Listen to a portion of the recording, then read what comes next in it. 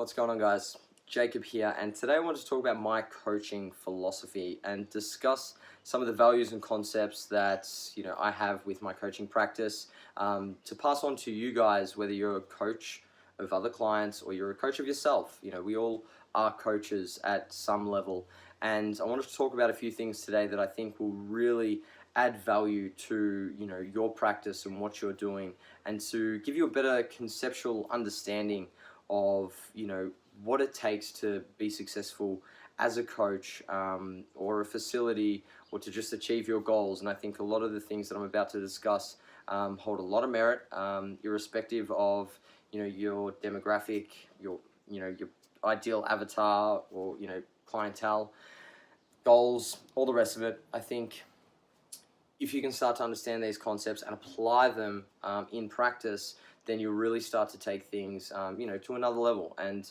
achieve some pretty amazing results personally, with your clients and everything in between. So to start this discussion on my coaching philosophy, I guess something that was really game-changing for me was when I started to be able to understand that every coach, and me personally, has a value ceiling, and that is determined by three primary factors, which are, you can think of it as a pillar. Each is a pillar, and the first pillar is your personal success. So I've always strived to push myself.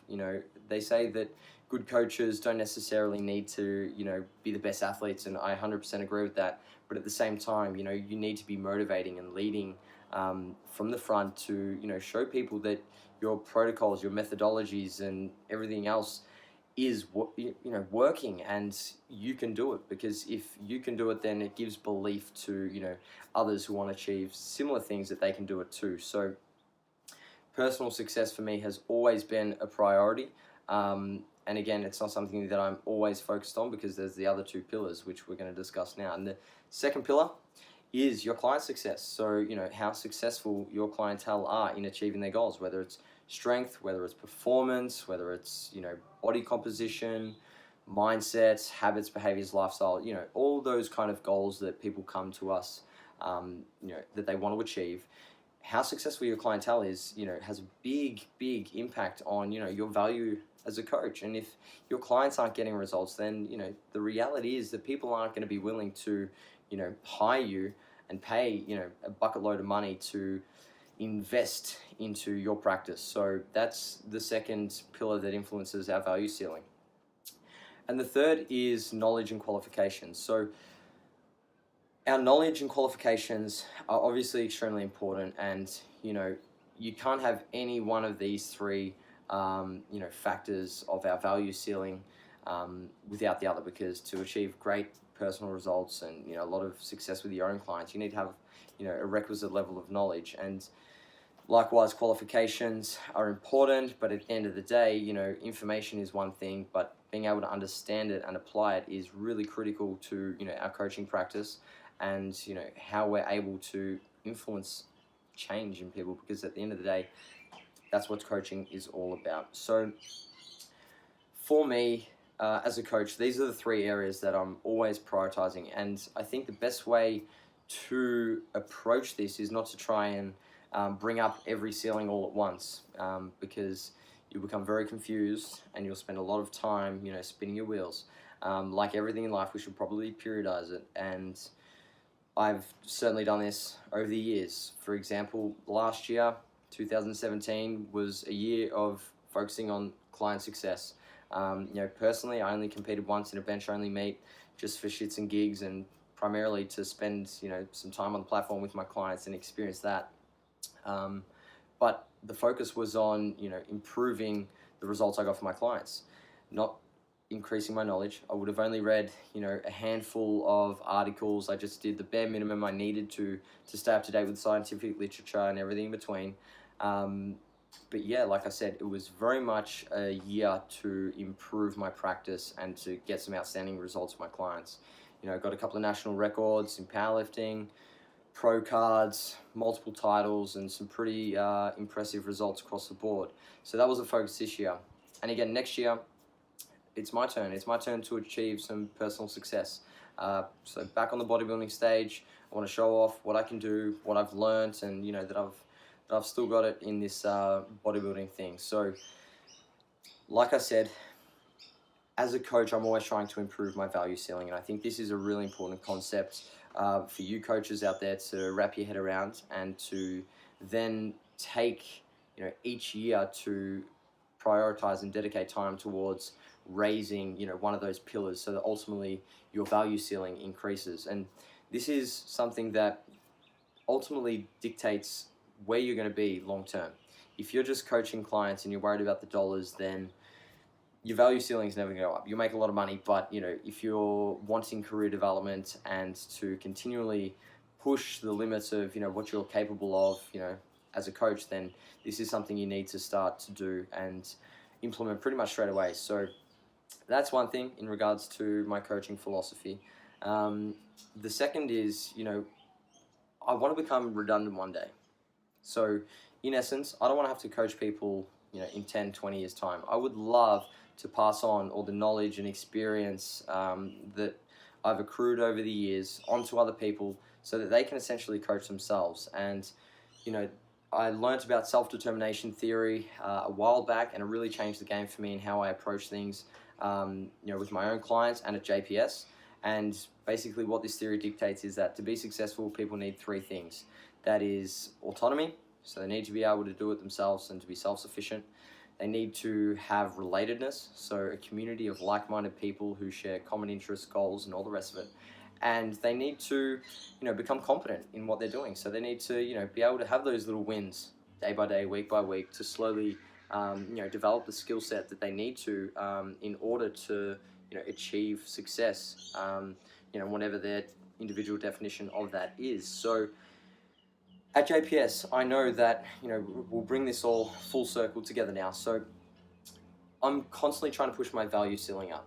The more I know, the more I experience, the more personal success I have, the higher my ceiling is, and the more able I am to continually bring up the other coaches underneath me. So if my coach's value ceiling's here, I'm going to be very limited in terms of what I'm going to be able to teach people. So the higher my ceiling is, the higher my coaches who work at JPS can travel, essentially.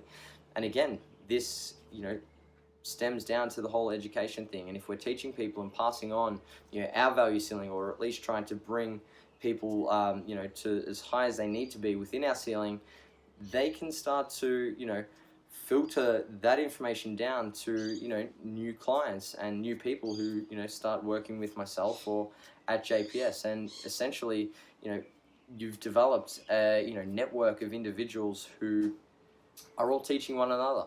We're all helping one another and making this process far more enjoyable. And to a degree, you slowly become redundant. And an example I can use to highlight this is the other day, one of my clients who I'd been coaching for 3 years, her powerlifter, her sister just started, and she was coaching her sister right while I was there. And I was like, how brilliant is this, that I'm not even needed to coach the Spotto press anymore. And it just goes to show that you can start to get results for your clients on a much greater level and a more consistent basis, more importantly, when people become autonomous, when they start doing things themselves, when they're competent and they no longer require that yes, you did well, and that pat on the back from their coach, and they develop a community of people who they can again learn from.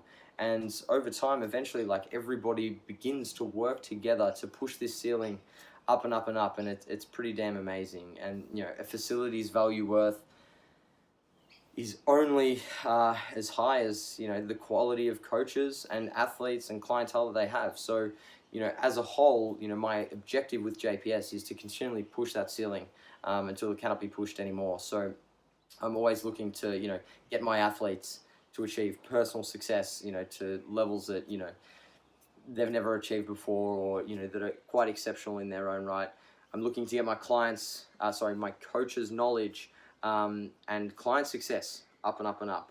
And as a result, everybody just continually starts to excel. And it's something I've definitely seen over the last couple of years when I've started to implement all of these things. So yeah, guys, I guess that's my philosophy on coaching. It's, you need to understand your value ceiling, identify those areas that you need to improve, dedicate specific time points to, improving one of the pillars of, your value, and recognizing that success as a coach is primarily dictated by what you're, doing with your clients and what they're able to do themselves.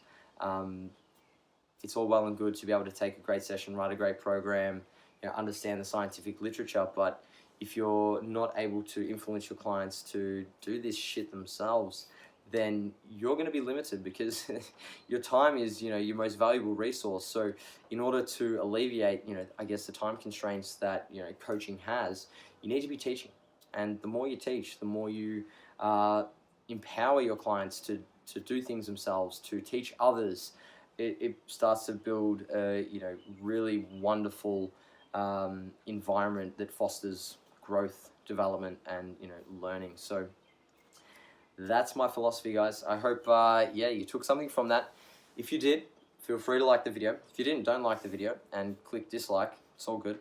Comment below with any feedback you have, and looking forward to a big year next year, bigger and better things to come, and I'll be withering away to nothing very, very shortly, so expect to see less of me.